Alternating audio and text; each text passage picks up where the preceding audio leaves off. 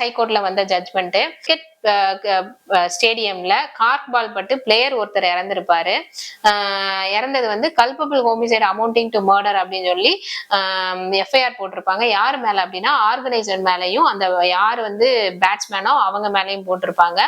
அந்த எஃப்ஐஆரை குவாஷ் பண்ண சொல்லி மெட்ராஸ் ஹைகோர்ட் அப்ரோச் பண்ணும்போது கோர்ட் என்ன சொல்லியிருப்பாங்க அப்படின்னா கார்க் பாலை வச்சு விளையாண்டு அந்த பர்சன் இறந்தது வந்து இந்த அஃபென்ஸ் கீழே வராது.